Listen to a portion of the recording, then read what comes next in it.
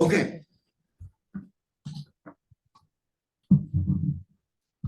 So take it away, Rebecca. I don't even know what's going on. What tea are you drinking?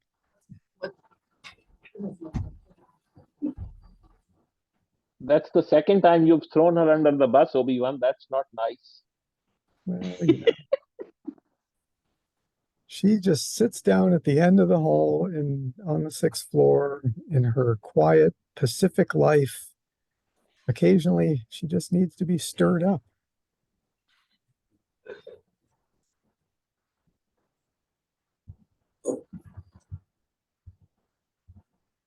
What? Oh, sorry. Yeah.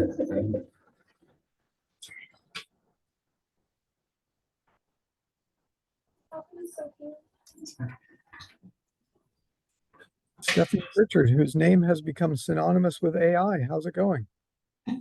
Hi, Paul. How are you? I'm okay. There's good looking muffins here in South. I know, I brought some down specifically for Paul. Damn you!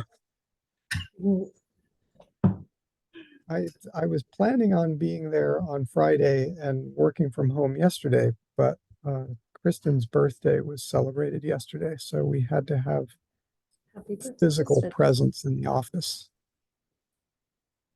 So I swapped my remote days. Well, your loss. Yeah. Yeah. We are recording. Are they gluten-free? This isn't my session. So in the last session, we talked about There's the some. starfish reporting for academic integrity. And the purpose of this separate time slot was to give people an opportunity to talk about things in general about academic integrity, whether it be reporting or whether it be things that came up for you this semester or what have you.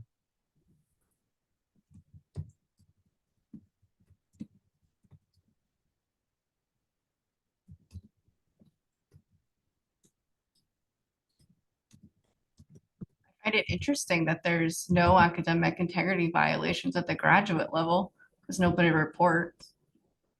I think it's nobody reports. Graduate students do not cheat. My students never cheat. Yeah.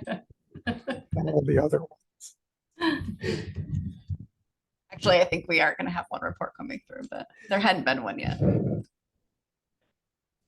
So Michelle, you think that some proportion of your dirty dozen plus are to appeal? Oh, for sure. Like without question. They, in part because most of them are graduating seniors. And so a failing grade in the class is problematic. And many of them are international students. So it is there's just compounded reasons and they have all of the incentive to appeal. And I could see at least a pretty big chunk of them, despite how sort of obvious and almost comical the violations were. So, but yes. So they will be attempting to appeal just to get a passing grade in the class, or is this a C- or better class?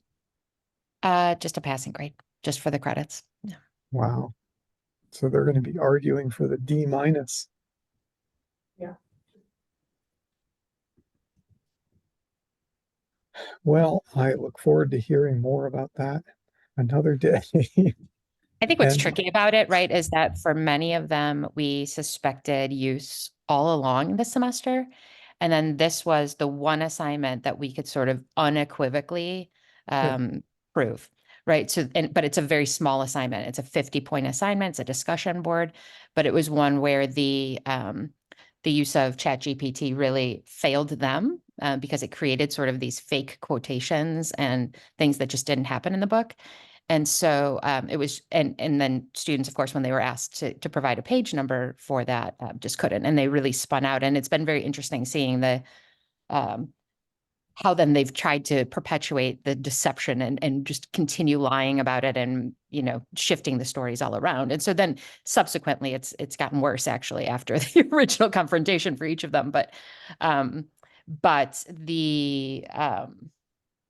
really, like, the truth is that we are fairly confident it wasn't just used in this one assignment. It was that it was used throughout the course. It was just this one was quite provable. Yeah. Well, Mm, perhaps a Mich- situation where if a student, when you confronted them with it, if they were contrite and said, yes, for these reasons, I did this, what can I do to try to get to passing in the class? And if it, at least then there's a possible discussion to be had. But if they're doubling down and making excuses, then Yeah, Yeah. Paul, so there were 16 suspected. 2 were cleared. We think that they just kind of got swept up in, you know, with everybody, with there being so much of this happening. And of the remaining 14, only 2 were contrite. Only 2 provided a really clear accounting for what they did right out of the gate, were very, you know, sort of like recognizing the problem. And 12 then, 12 essentially were the ones that doubled down. phew. So Michelle, you framed this assignment so that it came directly from the textbook, so that you could ask them to point directly to where they found that material. So the way that it worked, and this is, I think partly how I was able to discover this was because this is kind of a weird approach in a business class. I use a novel, like a pop culture novel. It's called The Other Black Girl. It's in a class about DEI. And the way that the discussion post was asking them to provide an example from the textbook and then link it to 2 other things. One would be related to some of the lecture material, and one would be related to some basic sort of definitions around microaggressions and things like that. So they had to do a lot of different things, right? And the way, when you type the prompt, the way that it's written for the discussion post into ChatGPT, it very effectively does the other 2 things that are asking about sort of like, you know, definitions and things like that. And it writes it as if they're, of course, scholars in microaggressions and you know, discrimination. And then, but where it tripped itself up was, of course, in sort of the first paragraph of the response, because it created these false examples of just sort of like things that would be a microaggression, but that didn't happen in the book, or using characters that were in the book, but in improper context. So like somebody's sister was then named as a coworker in this very vividly written situation in the workplace that of course didn't happen, and had quotation marks around it and all of that. So it was like an obvious fabrication, and it just happened over and over and over and over again. And when you run it through ChatGPT, it will come up with 8 million versions of these types of scenarios. And so the pattern, and then this beautifully written kind of subsequent, you know, text after that. It's a really obvious and easy to detect pattern. But where it really became evident, right, is the very simple then response to the student saying, "Oh, for your quote that you provided, can you just let me know the page number of that?" And that is really where everything devolved, and it just became. I mean, we knew that was what was going to happen because the page number doesn't exist for something that doesn't exist. And so what's hysterical then about it, right, is because the student hadn't read any of it, of course, they didn't know that it was a fabricated example. And so they've just been scrambling and scrambling and scrambling, trying to figure out where ChatGPT failed them. So it's been a great learning opportunity, but also a really good example of how to catch a mistake like this, or how to catch a use of something like this. Yep. The Again, best, I think the best one was where Michelle asked for the page number. I think I was copied on all of this, and the kid came back with like a page number in the 500s, and Michelle's response to him was, "But the book is only 400 pages." And he said, "I wonder if I got the wrong version of the book or some crap like that." I mean, it was unbelievable. well, it's a good illustration of the fact that the prompt, the assignment ends up being the thing that allows us to to ferret this out. And if it was perhaps an assignment that was just, recycled from a previous class, that this would have gone undetected and no one would be the wiser. For sure. Lynn, go ahead. So in our last session, I mentioned a case I had this year and this past fall. And I have a different concern is I deal mostly with first year students. And so I will say that in regards to this particular case, I spoke with Stephanie. So thank you, Stephanie, for your very wise advice. I see you there. And for me, I guess I'm concerned, I'm not dealing with seniors so much who are, like Michelle is, but I'm dealing with the first year students where I want them to learn from their mistakes, right? So, and my issue is talking with them. They actually, like, a couple of people got really defensive and they kept fighting back. And I was like, just stop mansplaining me, because they were. Stop, right? Just stop talking and let me, explain what's going on here. So I'm trying to balance, and I'm just wondering what other people think about this, is in one case, I did report the violation, but I also want this student to learn from his mistake. I want him to recognize that the way he tried to do this paper was wrong, not a good idea, that we had a tutor in the class, we had me in the class, we had all these resources that he could have utilized instead of going down that road of cheating.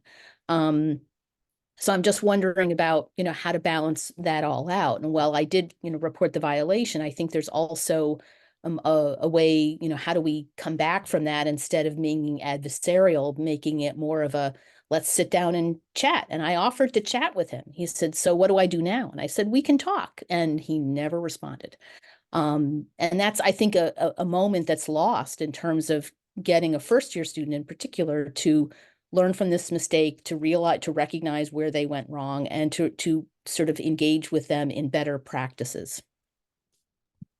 Yeah, and there's no doubt a shame component in these things that I think some instructors don't do much to tamp down, and that makes it particularly hard to have those conversations. But if you're able to have a conversation, or at least to let the student know that this is something that doesn't have to be, it doesn't have to be an irrecoverable disaster. It's something that, like you say, could be something that you learn from and that you benefit from, and that the next time you write something, you take advantage of those resources that you made available.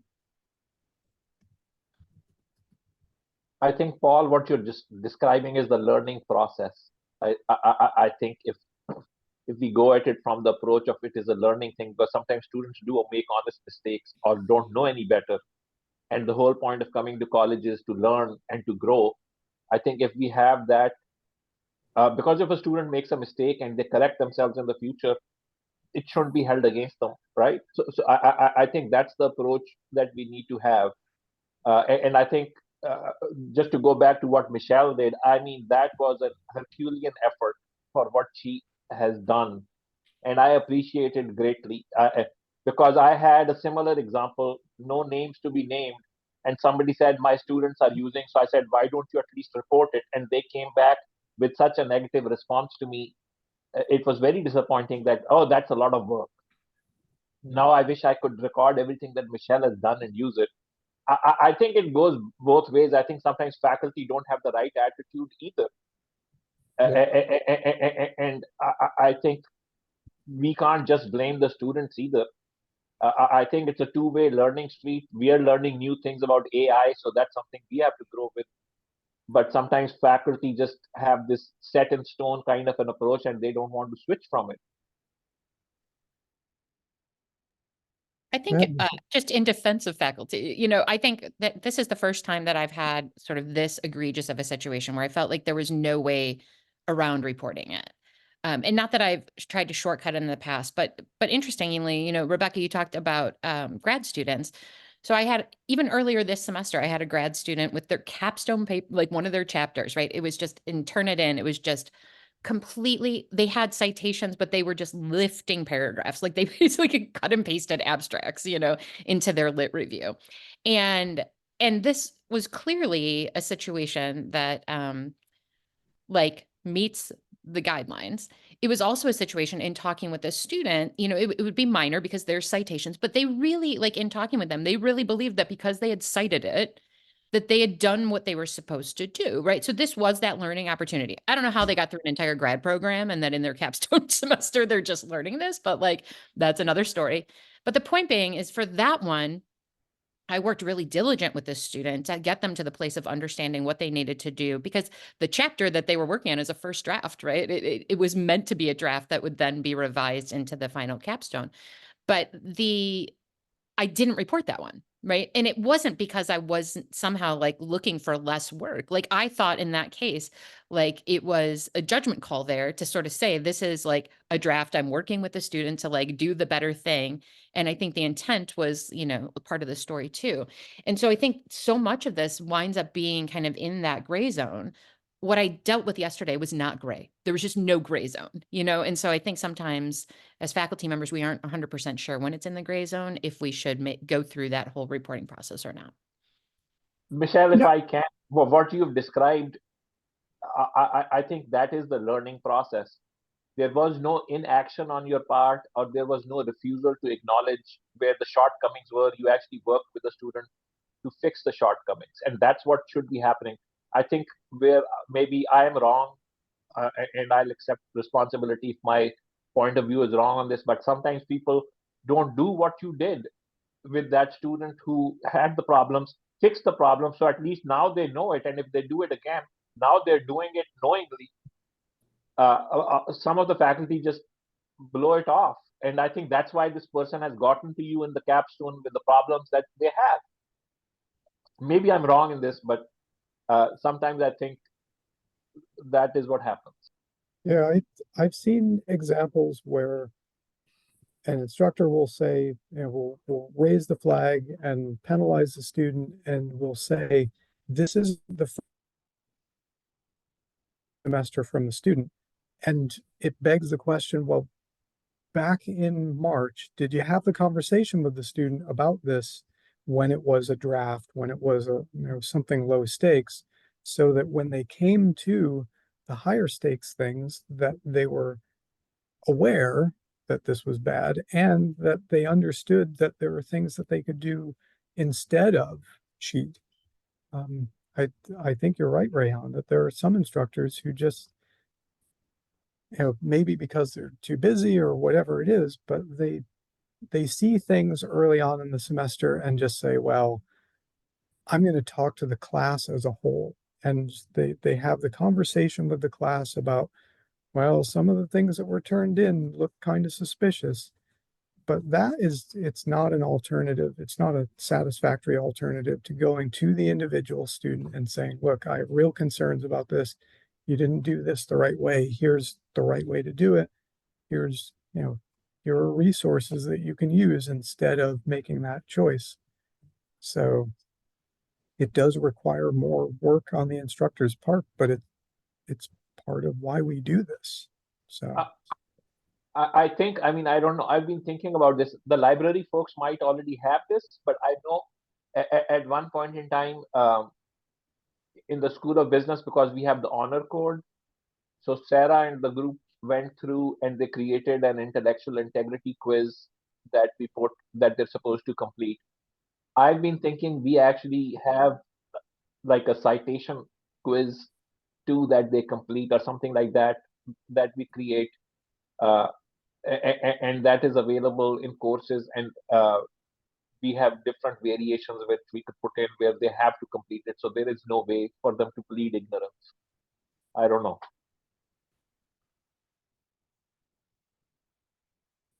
I think what comes up in my department repeatedly is on the reporting side. So there are some instructors that think once they've identified something, so 2 students turn in identical lab reports, they talk to the students, they sort out the problem, they assign the grade, and then they say, well, that's done, so they don't report it because they feel like it's been taken care of in-house.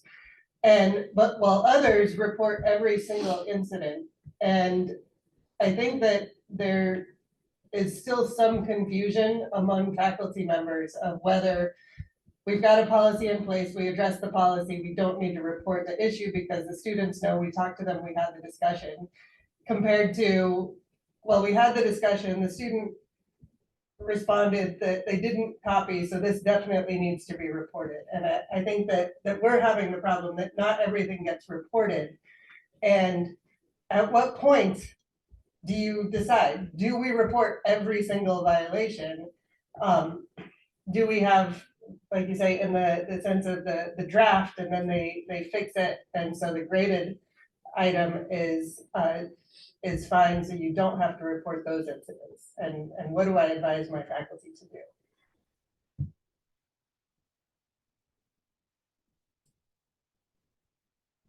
I think with one of the problems with light reporting is that we don't get the cumulative effect to know that, like, oh, there was a low level thing here and here and here and here and here that might warrant a higher level conversation.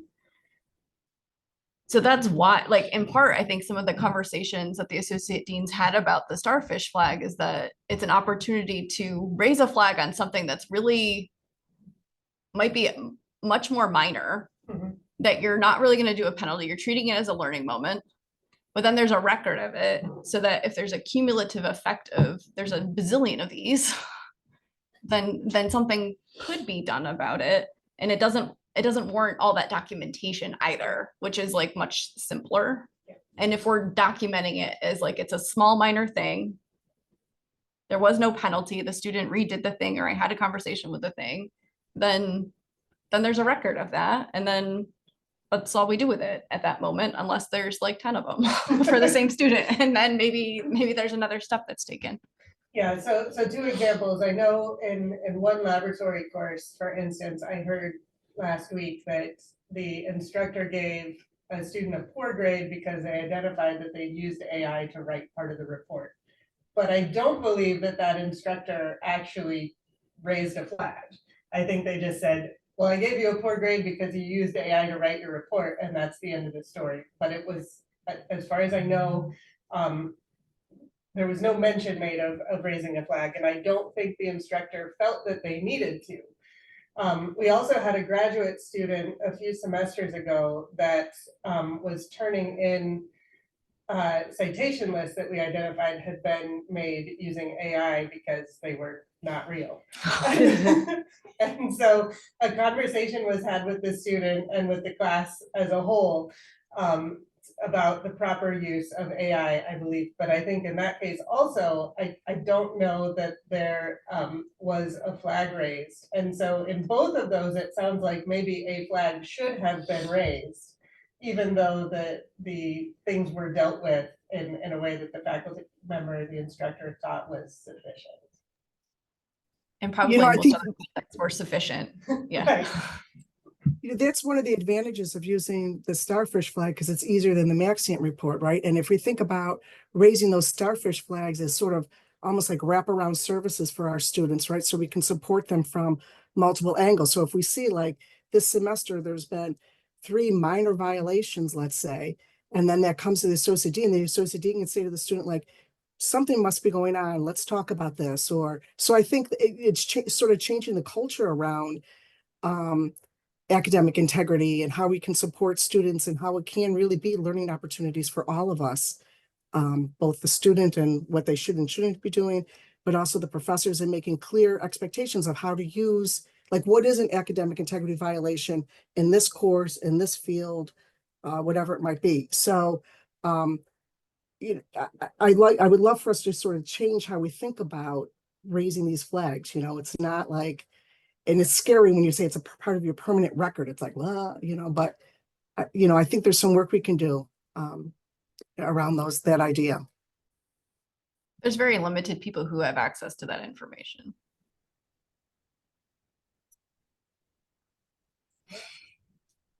I wonder also if, I just noticed that there was an academic integrity issue on Starfish, because I saw it before, I just never really saw it, right? So, because I use Starfish, but I wonder if people not reporting, faculty not reporting is also perhaps an effect of the issue that maybe some people aren't using Starfish at all. Like some people, I use Starfish, I use it even after we're required to use Starfish. I still tag people, flag people when I want their advisor to say, what's going on? The student hasn't shown up for class in 3 weeks. What's going on? But I wonder if that's also a factor, is that some people are just not using Starfish, and there might be a way to get more people, more faculty to engage more with Starfish on another level. And I know in just chatting with people, we tend to think of Starfish as like, okay, they're not showing up, they have an academic integrity issue, they have problems with exams. But I think there's so few places on Starfish to say, you're doing an awesome job, right? We have like one little place that says they're doing outstanding. And maybe there needs to be more balance with students who are doing awesome, right? And maybe saying, you did great on the last exam, or something of that nature, instead of thinking of it as more of a penalty kind of concern place.